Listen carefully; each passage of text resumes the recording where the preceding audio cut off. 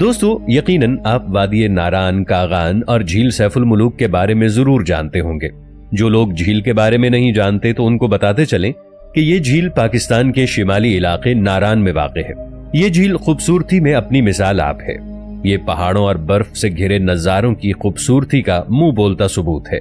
ناظرین، اس جھیل کی ایک خوبی یہ ہے کہ اس جھیل کے ساتھ مختلف پریوں کی کہانیاں منسوب ہیں جو وہاں کے مقامی لوگ خود اپنے منہ سے بیان کرتے ہیں۔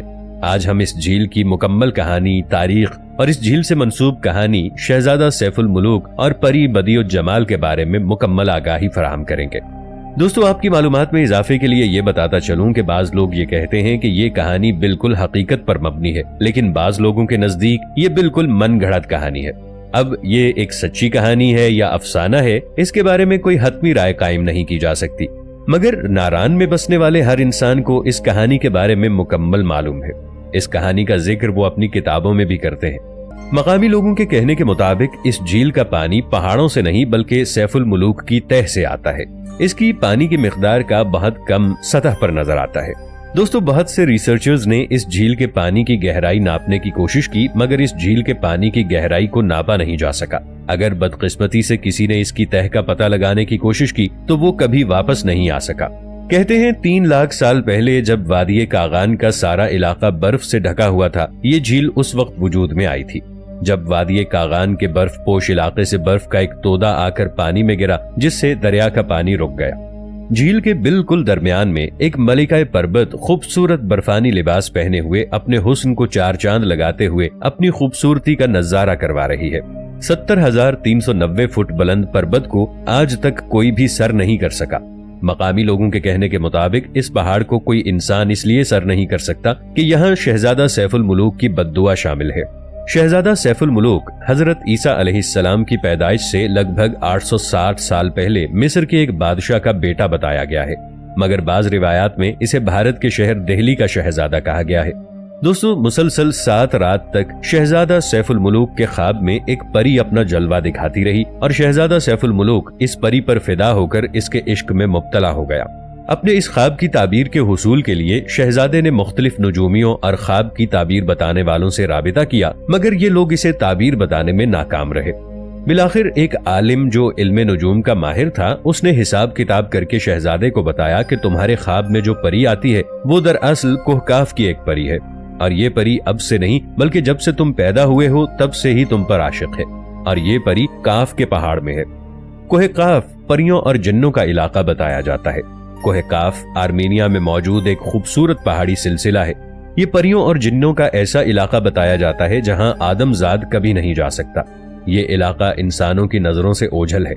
اس عامل نے مزید اس شہزادے کو بتایا کہ اس پری کا نام بدیع الجمال ہے، اور وہ ہر 12 سال بعد انسانوں کی بستی میں آتی ہے اور وہ جھیل سیف الملوک میں جا کر غسل کرتی ہے۔ اگر تمہیں اس پری کو تلاش کرنا ہے تو تمہیں وادی ناران میں جانا ہوگا اور اس جھیل کے کنارے 12 سال تک ایک مخصوص چلہ کاٹنا ہوگا، اور یہ مخصوص چلہ کاٹنے کے بعد تم پری کا دیدار کر سکتے ہو۔ اس عامل نے شہزادے کو ایک سلیمانی ٹوپی دیتے ہوئے کہا کہ جب تم 12 سال کا چلہ کاٹ لو تب یہ ٹوپی پہن لینا۔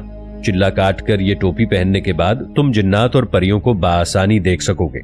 شہزادے نے اپنا ضروری سامان سمیٹا، ناران کا قصد کیا اور اپنے نصب العین کے لیے نکل کھڑا ہوا۔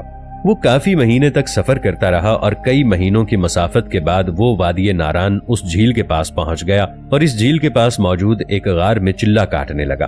چلہ کاٹنے کے 12 سال بعد بالآخر ایک رات اسے پروں کے پھڑپھڑانے کی آواز آئی۔ اس نے دیکھا کہ کافی تعداد میں پریاں جھیل میں اتر رہی تھی۔ پریوں نے اپنا لباس اتارا اور وہ جھیل میں غسل کرنے لگیں۔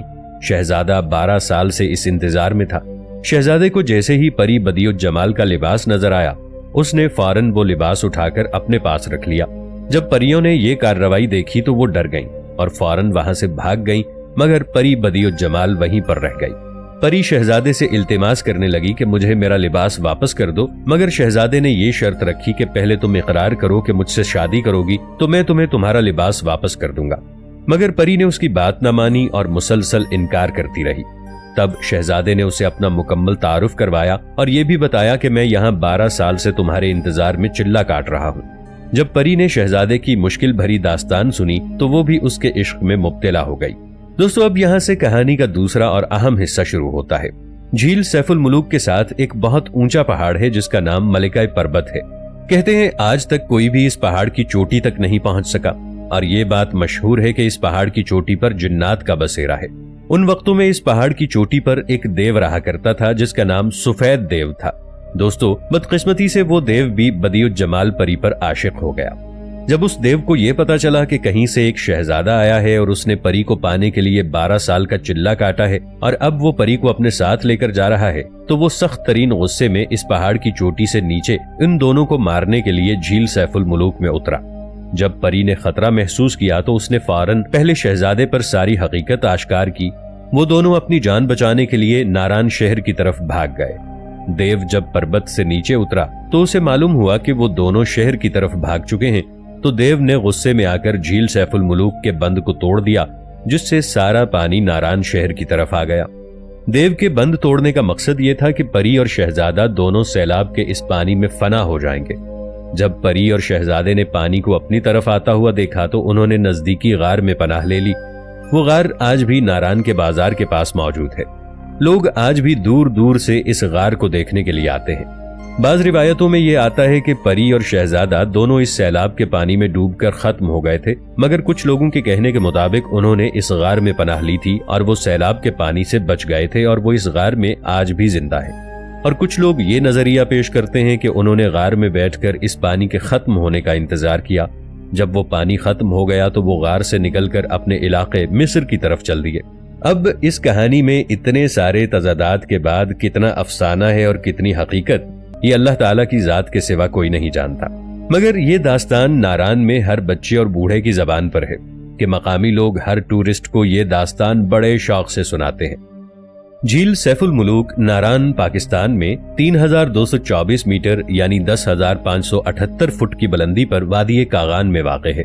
करीबी कस्बे नारान से बजरिया जीप या पैदल इस तक पहुंचा जा सकता है। ये एक इंतहाई खूबसूरत झील है। दुनिया भर से सयाह इसे देखने के लिए आते हैं। मलिकाई पर्वत और दूसरे पहाड़ों का अक्स इसमें पड़ता है। साल के कुछ महीने इसकी सतह बर्फ से जमी रहती है। ये दरिया दौरे हाजिर का दरियाए कन्हार है जो अब भी अपने पानी का बड़ा हिस्सा इसी झील से हासिल करता है। इस्लामाबाद से 257 किलोमीटर के फासले पर बर्फपोश पहाड़ों और सर्बफलक चोटियों में घिरी सतह समंदर से 7,500 फुट बुलंद और 800 मुरब्बा किलोमीटर रकबे पर मुहित दुनिया की इस खूबसूरत वादी में वाक़े है जिसे वादी कागान कहा जाता है। इस वादी में कमोबेश 9 छोटी बड़ी झीलें मौजूद हैं, जिनकी वजह से इसे झीलों की नीलगू सरजमीन के नाम से भी पुकारा जाता है। वैसे तो इस वादी का चप्पा चप्पा दिलकश और कुदरत के हसीन नजारों से मालामाल है, लेकिन झील सैफुल मुलूक को वादी कागान का झूमर कहा जाए तो मुबालगा न होगा।